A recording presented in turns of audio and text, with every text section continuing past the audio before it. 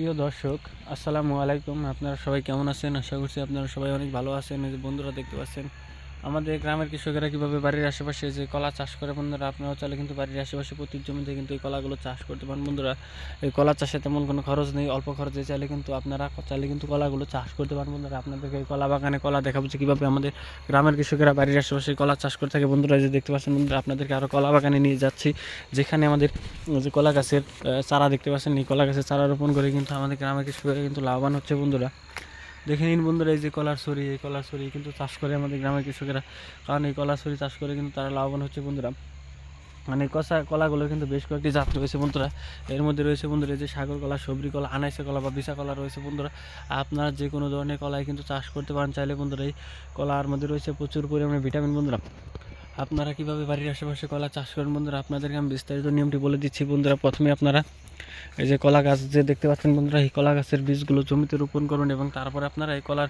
চারাগুলো যদি আপনারা দেখাচ্ছি, কলা গাছের চারা আপনাদেরকে দেখাচ্ছি। বন্ধুরা, এই যে কলা গাছ দেখতে পাচ্ছেন, বন্ধুরা এই যে কলা গাছ দেখতে পাচ্ছেন, এই যে কলা গাছের চারা, এই চারাগুলো যদি আপনারা সরিয়ে এক জায়গা থেকে আরেক জায়গায় যদি রোপণ করেন, তাহলে দেখবেন যে আপনাদের এই কলা গাছের চারা এবং কলা গাছগুলো কিন্তু খুবই সুন্দর এবং ভালো হবে। বন্ধুরা, এবং তারপর চাইলে কিন্তু আপনারা এই কলাগুলো আপনারা নিজেরাও খেতে পারেন এবং চাইলে কিন্তু বাজারে কিন্তু বিক্রি করতে পারেন। বন্ধুরা, বন্ধুরা দেখে নিন বন্ধুরা, কারণ এই এটা হচ্ছে সাগর কলা, কারণ সাগর কলা এবং সবরি কলা দুইটা কলা দেখতে কিন্তু একই রকম হয়ে থাকে, কারণ এই দুইটি কলার মধ্যে রয়েছে প্রচুর পরিমাণে ভিটামিন। বন্ধুরা, যা খেলে বন্ধুরা আপনারা অনেক উপকার পাবেন। বন্ধুরা, এই অত্যন্ত উপকারী কলাগুলো কিন্তু গ্রামগঞ্জের কৃষকেরা কিন্তু বাড়ির আশেপাশে চাষ করে থাকে, কিন্তু আপনারা চাইলে কিন্তু খুব সহজে কিন্তু বাড়ির আশেপাশে কিন্তু কলাগুলো চাষ করতে পারেন। বন্ধুরা, কলা চাষে তেমন খরচ নেই, অল্প খরচে চাইলে কিন্তু বাড়ির আশেপাশে গ্রামগঞ্জের কৃষকেরা কিন্তু কলা চাষ করে। বন্ধুরা, দেখে নিন বন্ধুরা, এই কলার মধ্যে রয়েছে প্রচুর পরিমাণে ভিটামিন। বন্ধুরা, যা খেলে বন্ধুরা আপনারা অনেক উপকার পাবেন। বন্ধুরা, এই অত্যন্ত উপকারী কলাগুলো কিন্তু গ্রামগঞ্জের কৃষকেরা কিন্তু বাড়ির আশেপাশে চাষ করে কিন্তু তারা লাভবান হচ্ছে, আপনারা চাইলে কিন্তু লাভবান হতে পারেন। বন্ধুরা,